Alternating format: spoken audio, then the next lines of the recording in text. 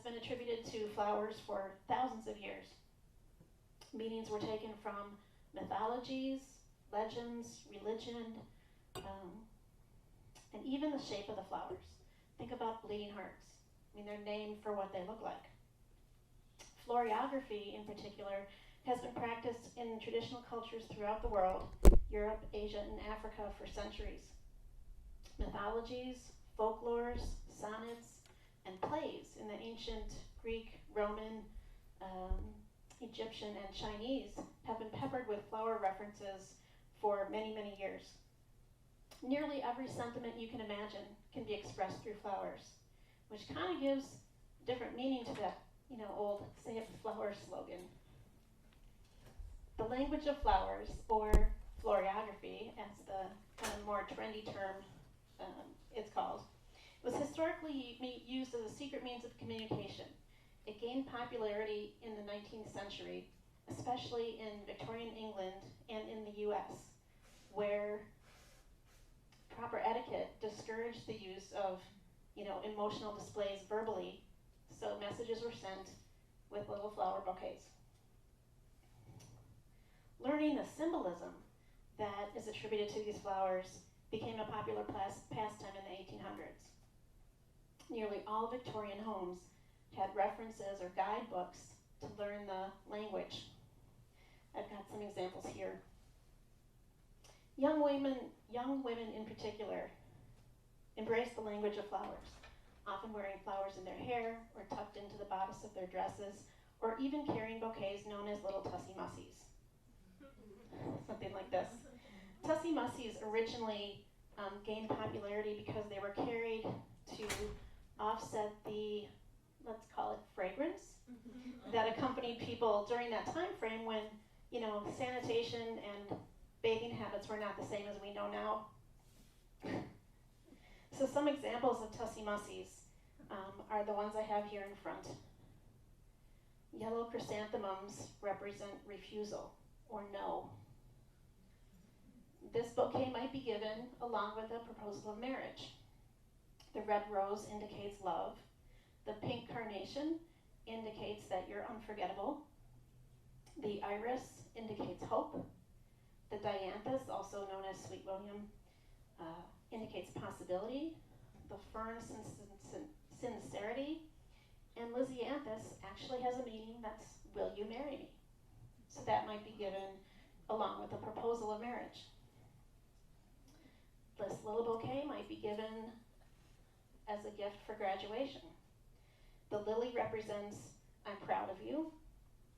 The delphinium, on this side, means anything is possible. Larkspur, which is also in the delphinium family, is a symbol of leadership or communication. The chrysanthemum in the middle is for optimism and joy. And the eucalyptus symbolizes protection. So for a new graduate, someone making a change in their lives, a new career, this might be a nice offering for them. And then this little bouquet would be appropriate for a new baby. The lavender is for protection, as well as the eucalyptus. The baby's breath is kind of obvious. Everlasting love, innocence, purity, as is the lily for purity and innocence. So that's nice for a new baby. In modern times, color and the meaning of flowers has changed from what it was back in the Victorian era. But flowers also can create a dialogue. So flowers can be used to answer yes or no questions. If I hand you flowers with my right hand, it's saying yes. If I give you flowers with my right hand, it's saying no. As well as the condition and the orientation of the flowers. How the ribbon was attached also has meaning. If it's on the right-hand side, it refers to the sender, or the giver, me. If the ribbon is on the left-hand side, it represents that the meaning is intended for you as the receiver of the flowers. So for an example, if somebody asks me a question, if I hand them this little bouquet with my left hand, not only do the flowers symbolize a refusal, or that I'm saying no, but also the fact that I'm giving them with my left hand means no, definitely not. On the other hand, if I give someone this bouquet with my right hand, which the giving of flowers with your right hand indicates yes, and then if I hand them to you this way, it also means yes. So I'm going to give you this little bouquet of flowers, which traditionally is sending a negative message or a negative response, but yet I'm going to give them to you this way. So it appears as if I'm saying no, but I'm really saying yes. Not that that's confusing. So does it mean something that's accepted with one hand or the other? Yes. No. Or no. Yeah. So, I mean, it's a blissfully romantic way to send a message. But if I, as the sender, am using this book to create my message, and you're using this book to decode my message, there can be some misinterpretation. It's kind of like, you know, when texting became popular and people used abbreviations. LOL. What does that mean? Lots of love or lots of laughs? There could be a different connotation. So sometimes these secretive messages got scrambled. You know, hearts were broken. There were some melodramatic changes in people's lives because of this misinterpretation. So generally, based on that, you know, the language of flowers kind of faded from popularity for a while. Although we still use this in our everyday lives, probably without even realizing that we're doing it. Bleeding hearts is an example. So bleeding hearts can mean passionate love or refusal of love. And the legend goes, if you crush the flower of a bleeding heart in the palm of your hand and the juice is red, that means that the person that you love reciprocates your love and loves you back. If you squish that flower in the palm of your hand and the juice from the flower is white or clear, that means that the person you love does not love you in return. So depending on what book of messaging you're using, that could be kind of confusing. So today, we still use generally white flowers, still are prominent in sympathy gifts and wedding gifts. Red roses are still thought to represent love. The term sub rosa, which is a legal term that's still used today, literally means under the rose, as roses were used to project secrecy or privacy. So private meetings were often held with a rose posted above the doorway so that people knew whatever was going on there is secret and private. The legend goes with that Cupid gave a rose to Harpocrates, the god of silence, to keep him from telling about Venus's indiscretions. Lots of legends, lots of mystery and myth. And there are lists of flower meanings. I mean, you could go on the internet and find lists of state flowers, flowers for anniversaries, flowers for, you know, each month of the year, each day of the week. For example, the flower for March is Narcissus, and the meaning, this cheerful little yellow flower, is named after a character in Greek mythology who was so taken with himself that he drowned in a pool of water while gazing at his own reflection. Which, you know, we look at as kind of a humorous thing now. Making selections of flowers that are relevant and have personally meaning is like saying good luck or break a leg, or sending someone a card with, you know, good vibes for their health, healing from an injury or illness. One example is the bouquet used for the wedding of Prince William and Kate Middleton. Her all-white bouquet had Lily of the Valley, which represented trustworthiness and purity, Sweet William for gallantry, Hyacinth for loveliness, Myrtle for love and marriage, and Ivy for continuity. So the message with that bouquet was to reveal the hope of a long and everlasting marriage. During Victorian times, Brides carried bouquets of herbs and grains and garlic, and the tradition there was to ward off evil spirits. So the groom also would wear a flower in his lapel or buttonhole, boutonniere, and that represented in medieval times where a man would wear the colors of his love.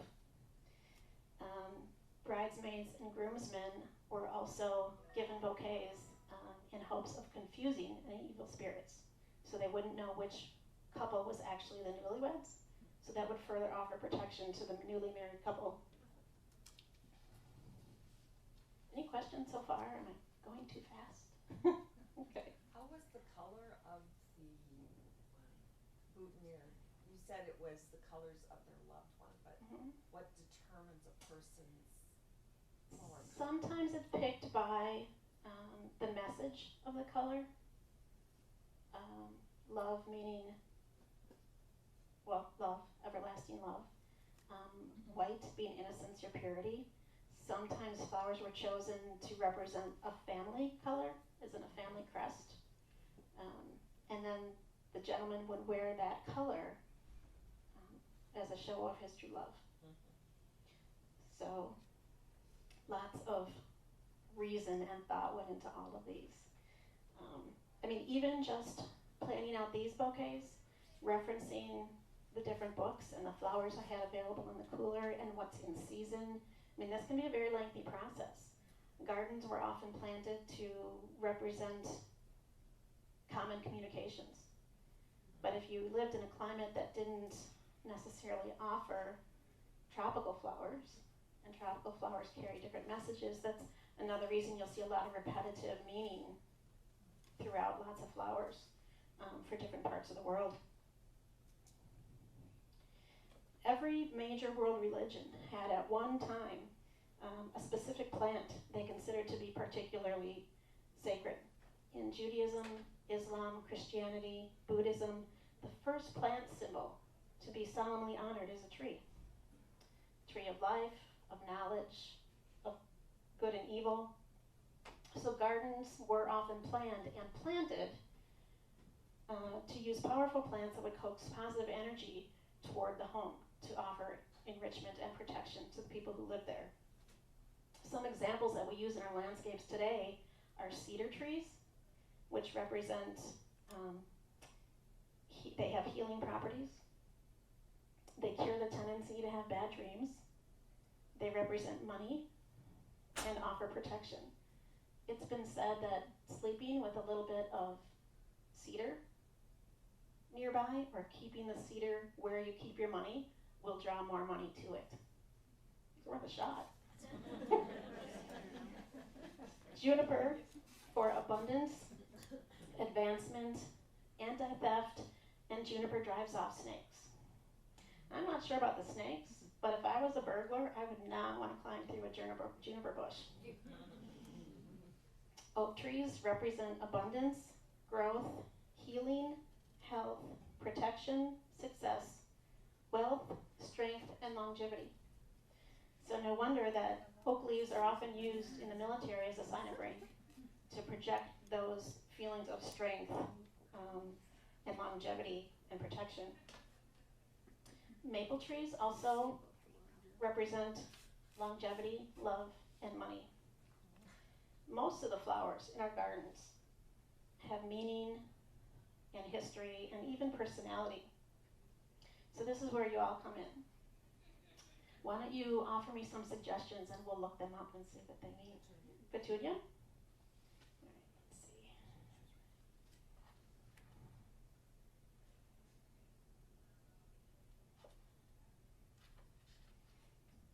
Okay. Petunias represent your presence soothes me. I want to be with you. Do not give up hope. Protection, anger, resentment, enthusiasm, clarity, and priorities. Yeah. Contradictory. Pardon me? That's good for everything. Yes, it is. Flower fits all. Yeah. Any others? Begonia.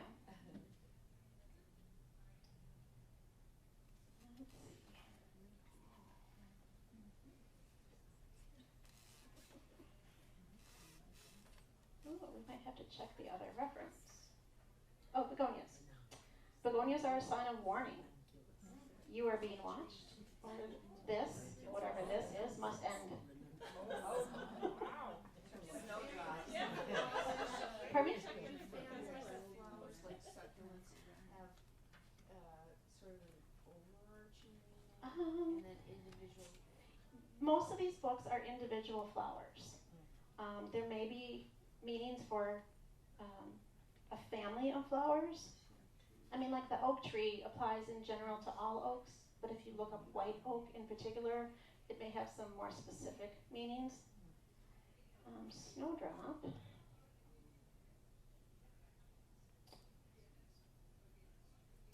I am here for you.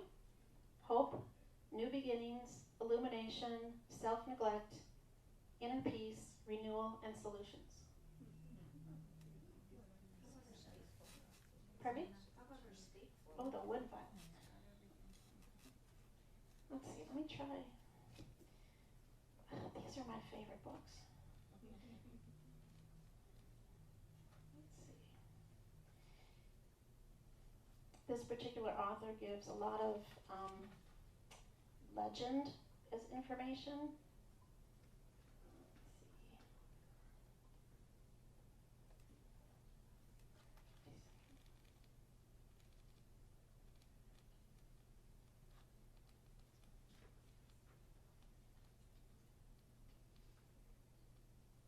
Okay, violets.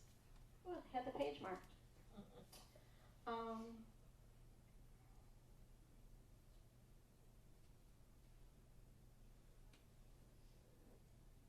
It actually breaks down many other varieties.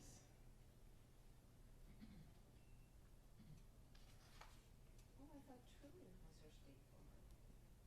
I thought it was the wood violet. Trillium are just protected and like worms. Yeah.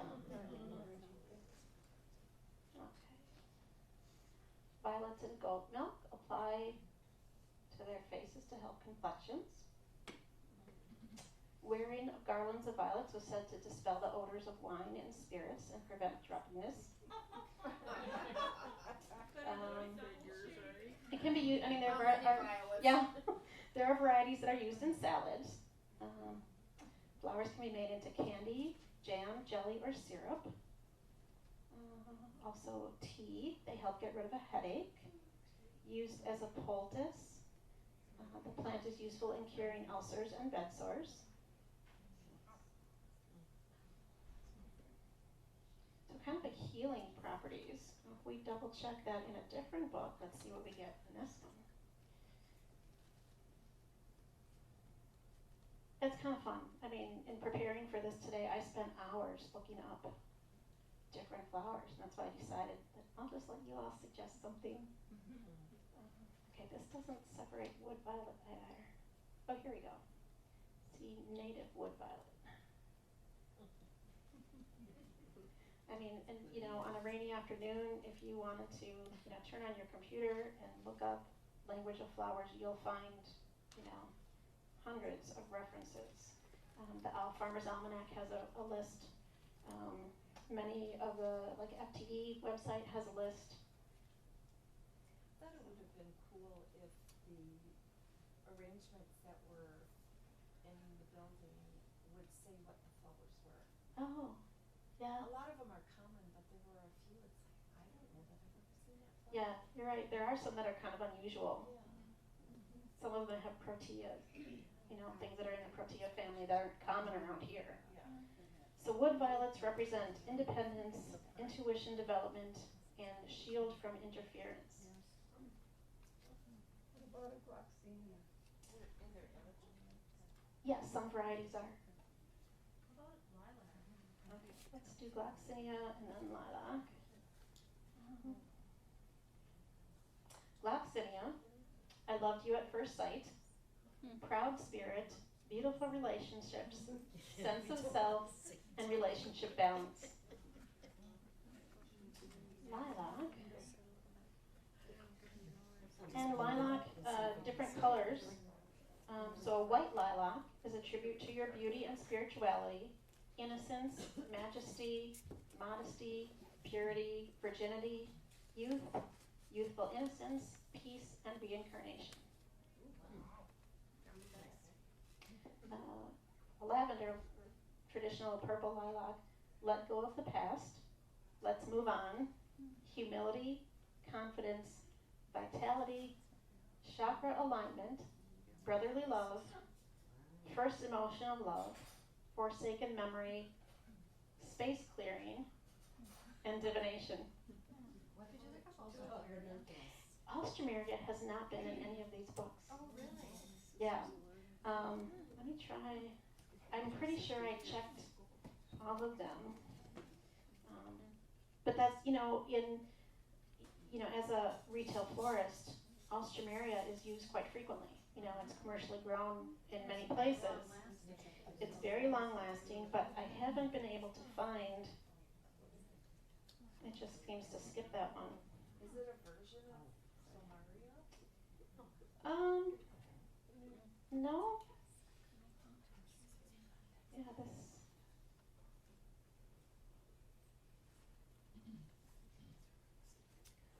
Mm-mm. Oh, here it is. It is in here. Symbolic meanings, powerful bond. This one lists possible powers. Flowers were also used in medicine and magic. So this one means fortune, longevity, has a powerful bond with another, prosperity, and wealth. I missed that one. What one was that? Alstroemeria. What? It almost looks like a small lily. Oh, Yeah, right here. They're very long lasting. Oh, yeah. I mean, if we get we just received Alstroemeria in the shop on Friday, they're not even open yet. But once we put them in arrangement, you send it, we send it home with you. It'll last 2 weeks easily. How about Ranunculus? Let's see.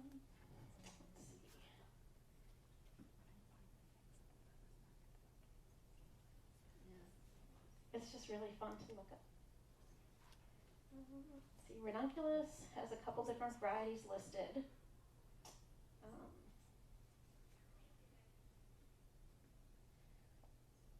So, pink Ranunculus, ambition, attractive, beautiful, childhood reminiscence, ingratitude, childness, fascination, memories of childhood, riches, self-esteem, social manners, you are radiant with charm.